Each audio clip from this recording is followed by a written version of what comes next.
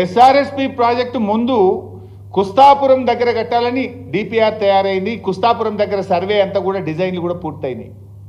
మహారాష్ట్రలో ముంపు తగ్గించాలని చెప్పి ఒత్తిడి వస్తే కుస్తాపురం నుంచి ఇవాళ కట్టిన పోచంపాడుకు ఎస్ఆర్ఎస్పి ప్రాజెక్ట్ సైట్ కూడా మారింది. ఆ రోజు కొన్ని పరిస్థితులను బట్టి, ముంపును బట్టి, ప్రాజెక్టు అవసరాలను బట్టి డెఫినెట్గా ఆ రోజు నాగార్జున సాగర్ మారచ్చు, పోచంపాడు ఎస్ఆర్ఎస్పి మారచ్చు, ఇవాళ ఈ ప్రాజెక్టులు కూడా మారినాయి.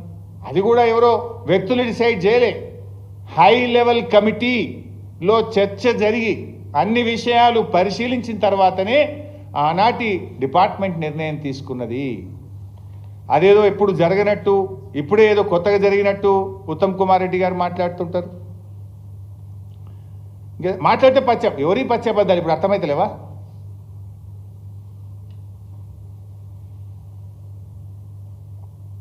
తర్వాత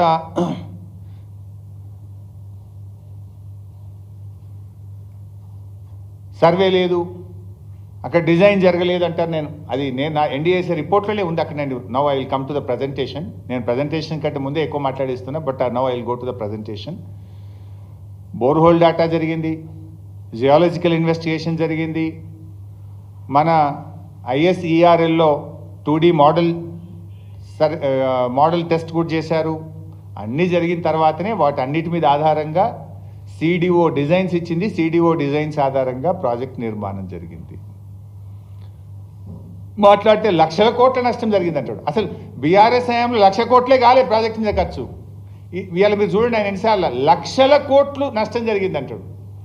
అయినా అసలు కాళేశ్వరం అంటే 3 బ్యారేజీలు, 16 రిజర్వాయర్లు, 19 సబ్స్టేషన్లు, 21 పంప్ హౌజులు, 98 కిలోమీటర్ల గ్రావిటీ కెనాల్, 203 కిలోమీటర్ల టనెల్స్, 1530 కిలోమీటర్ల గ్రావిటీ కెనాల్స్, 98 కిలోమీటర్ల ప్రెషర్ మెయిన్. ఇంత పెద్ద కాళేశ్వరంలో అన్నీ ఇంటాక్టే ఉన్నాయి కదా. ఇవాళ కూడా యాసంగి పంటకు ఇవాళ కూడా కొండ పోచమ్మ నుంచి కింద పంట పండుతుంది, మల్లన్న సాగర్ కింద పంట పండుతుంది, రంగనాయక సాగర్ కింద పంట పండుతుంది, అన్నపూర్ణ కింద కూడా ఈ యాసంగిలో పంట పండిందా లేదా? కాళేశ్వరం వృధా అని మాట్లాడుతాను. కాళేశ్వరంకు దెర్ ఆర్ 3 సోర్సెస్.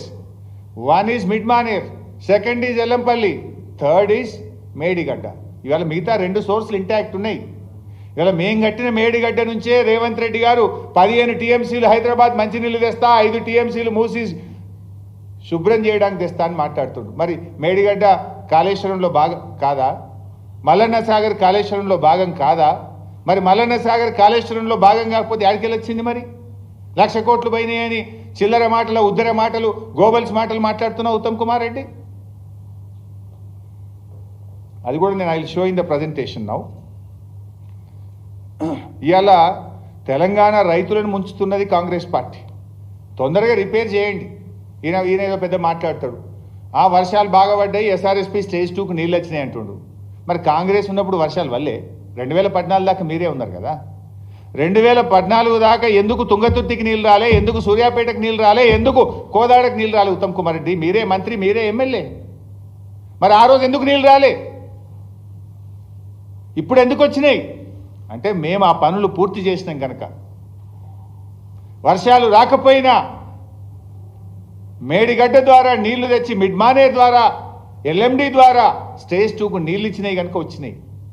మీ రైతులను అడుగు చెప్తారు. సరే, ఆ ఇంజనీర్స్ కమిటీ కూడా ఉంది, ఆ రిపోర్ట్ కూడా ఉంది, దాని మీద చర్చ పెట్టు, దాని మీద కూడా చెప్తా. 5 men retired engineers committee Medigadda దగ్గర నాట్ ఫీజబుల్ అని చెప్పలే. మేడిగడ్డ నుంచి డైరెక్ట్గా మిడ్మానేర్ తీసుకుపోవడం ఫీజబుల్ కాదు, మధ్యలో కోల్ బ్లాక్స్ ఉన్నాయి, ఎన్టీపీసీ ఉంది, ఇబ్బంది అవుతుంది. డైరెక్ట్గా Medigadda to Mid Manair direct lifting సాధ్యం కాదు అని చెప్పింది. అందుకే అన్నారం సుందిళ్ళ కట్టి దాన్ని మనం మళ్ళీ ఎల్లంపల్లి ద్వారా నీళ్లు తెచ్చినాం. దాన్ని కూడా మీరు తప్పుదో పట్టించే విధంగా గోబల్స్ ప్రచారం చేసేటువంటి ప్రయత్నం చేస్తూ ఉన్నారు. ఇక ఆయన దాని మీద కూడా నేను మళ్ళీ డీటెయిల్గా చెప్తా. కానీ వానకాలం 153 లక్షల మెట్రిక్ టన్నులు పండింది, యాసంగిలో 127 లక్షల మెట్రిక్ టన్నులు పండింది అంటాడు. ఇదంతా బోగస్ లెక్కలు చెప్తుండ్రు. నేను అడుగుతున్న మిస్టర్ ఉత్తమ్ గారిని, వానకాలం 153 లక్షల మెట్రిక్ టన్నుల వడ్లు పండితే సివిల్ సప్లైస్ కార్పొరేషన్ ఎందుకు 53,000 మెట్రిక్ టన్నులు మాత్రమే కొన్నారు? Why you have purchased only 53 lakh metric tons? మరి అంతకుముందు మేము 70 లక్షల మెట్రిక్ టన్నులు కొన్నాం, 80 లక్షల మెట్రిక్ టన్నులు కొన్నాం. అంటే మీరంతా కాకి లెక్కలు చెప్పిండ్రు. మరి ఎందుకు కొనుగోలు తగ్గింది? మీకంటే ముందు బీఆర్ఎస్ ప్రభుత్వంలో 70 లక్షలు, 60 లక్షలు, 80 లక్షల మెట్రిక్ టన్నులు కొన్నాం. వానకాలం మీరు చెప్పినట్టు 1,53,00,000 మెట్రిక్ టన్నుల వడ్లు పండి ఉంటే ఎందుకు కాంగ్రెస్ ప్రభుత్వం 53 లక్షల మెట్రిక్ టన్నుల వడ్లే కొన్నది? మీకంటే ముందు బీఆర్ఎస్ హయాంలో 70-80 లక్షల మెట్రిక్ టన్నులు ఎందుకు మేము కొన్నాం, మీరు ఎందుకు తక్కువ కొన్నారో సమాధానం చెప్తారా? అయితే రెండు జరగాలి. ఒకటి పంట పండకనన్నా పోవాలి, లేదంటే కాంగ్రెస్ ప్రభుత్వం రైతుల దగ్గర కొనకనన్నా పోవాలి. అంటే మీరు రైతులకు మోసమన్నా చేసి ఉండాలి, పంట పండకపోనన్నా ఉండాలి. అంటే నువ్వు చెప్పేటి అని కాకి లెక్కలు. దాని మీద కూడా ఇంకో రోజు డీటెయిల్గా మాట్లాడదాం.